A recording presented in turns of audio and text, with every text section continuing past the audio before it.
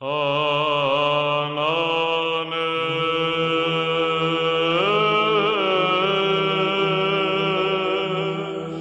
there!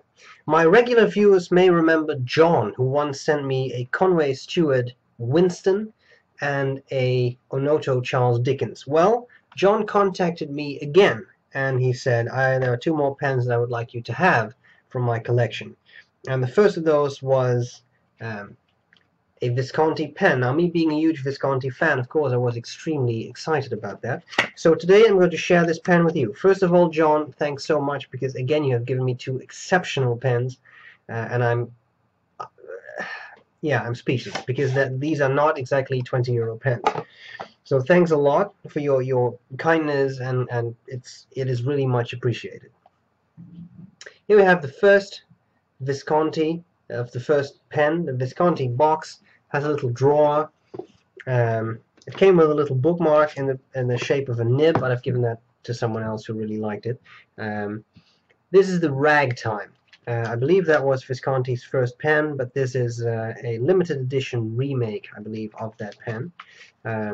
Very colorful booklet. Visconti always does very nice paperwork. And then you open up the pen, the box, and then you get the pen. And this is the pen. It is superb. It's that simple. So I'm going to cover the parts of the pen, tell you what I like about it, what I don't like about it, and then I'll do a writing sample. The Ragtime limited edition. Let's start at the finial. Right on top of the cap you have the Visconti logo, and I would be surprised if you cannot take that off, because it's magnetic, and put on one of your initials or stuff like that, because it's the Visconti My Pen system. Then again, I can't really take it off easily, so maybe with this pen you can't. I'm not entirely sure. Here you have the gorgeous material of the cap. Just look at that. Beautiful, beautiful finish, I think. A nice little clip. The clip is fairly tight. I'm not going to push that too hard, because I don't want to snap anything off on a pen like this. On this side of the clip, it says Visconti Ragtime. It says 1965, 1988, anniversary 1988, 2008. I'm assuming 1965 out of 1988 is the limited edition, because I think 1988 were made of this. So just to show you, show you what I just read.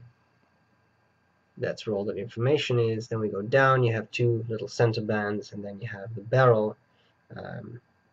And then here you have the blind cap, which you unscrew, and then you have a piston. That's the piston turning knob, and at first I thought it was a built-in converter, because this is just what a Visconti converter turning knob looks like. But then I noticed that I actually saw the ink level inside the pen rise. Now it's fairly bright out, so I'm not sure whether you can see it, but the pen body is slightly translucent. That's an air bubble, and this is ink, so it actually is a true piston filler, not a built-in converter, which is very cool, because it holds a lot more ink. Okay, then you have this. I really love this material. Beautiful. Then you have the section with a fairly big nib on there. The nib is medium, and on the nib it says Visconti Anniversary 1988 to 2008. It says 14K 585, and it says, I think, yes, Firenze for Florence. And the nib really it's not so much a long nib, but a very broad nib, not in the line width, but in the way it's made. As you can see, it's pretty much as broad as the whole section is, so that was quite nice. You hold the pen. As you can see, it's not some of those Viscontis really are oversized. This is not a huge pen, but it's definitely a fascinating one. I'm going to carefully post it, not trying to damage the material. And you can see it's a bit bigger, but because it doesn't post very deeply, the pen will really stick out from your hand, because then it gets very big. To be honest, I don't find it particularly top heavy. Then again, there's little metal on there. It's actually quite pleasant to hold. So what do I like about this pen, and what do I not like about this pen? Well, clearly a pen of this caliber, it should work very well. I found it to be a pleasant writer. I think the looks are stunning. It's a piston filler, a lot of ink. All of that is extremely cool. The one thing I will say about it, and that is something that John already remarked, I think, is that it's not the biggest and girthiest of Viscontis. So if you have larger hands, you like a sort of beefy pen to use, this one may not be the one for you, because it is a fairly skinny pen, which is not necessarily a bad thing, but it is what it is. Nice nib. Fascinating thing about the nib is that it has no breather hole. I found that a nice detail. But in all, superb pen. So I will talk about the girthiness, but of course that's very personal to me. I like a bigger pen, but some people like thinner pens, and for those guys, this would be a fantastic pen. So let's take a couple of measurements. Weight, I get about 30 grams inked. Size, length, I have 139 millimeters. Uncapped, that is with the blind cap in place, I have 124 millimeters. Section diameter at the narrowest point is about 9 millimeters, and at the widest point it's 10 millimeters. I think we need to see this beautiful pen in action. That's what we're going to do next. John, again, thanks so much. I really appreciate these gorgeous pens you've sent me. I hope this was useful, guys, and I'll see you later. Bye-bye. Okay, so here we go with the Visconti Ragtime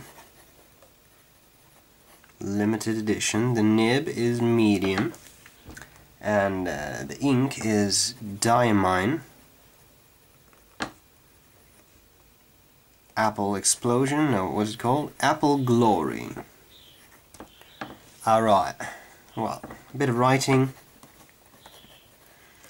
I find the nib to be on the fine side of the medium spectrum.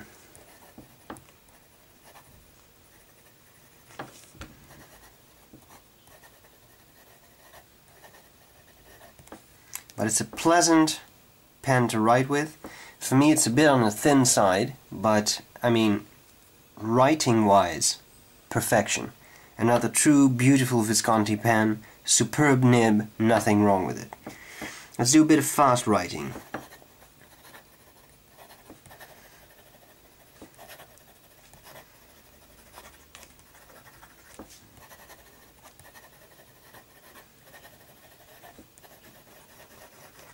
Beautiful, smooth, nice, no skipping, nothing.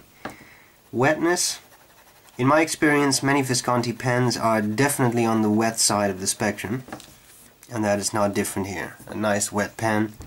When it comes to line variation, this is what you get. And this is a 14K nib, so it should give a little bit of springiness to it. That's at least usually the case, not always. The Platinum 3776 Music nib is a definite exception. It's as hard as a nail. But this pen does give you a bit of line variation. Now, I wouldn't even call this semi-flex. It's not that powerful, but it will give you that variation a bit. So that's very, very cool. We do some reverse writing, and we see that the pen is very dry. That is really not going to help you. So this is not one of those nibs you can turn around and then write with. John, I thank you very, very much for sending me this beautiful pen. It's another one that's going to take up one of the proud positions in my collection. I love it. So thanks a lot for sending me this gorgeous piece. All you guys out there, I hope this was useful, and I'll see you later. Bye.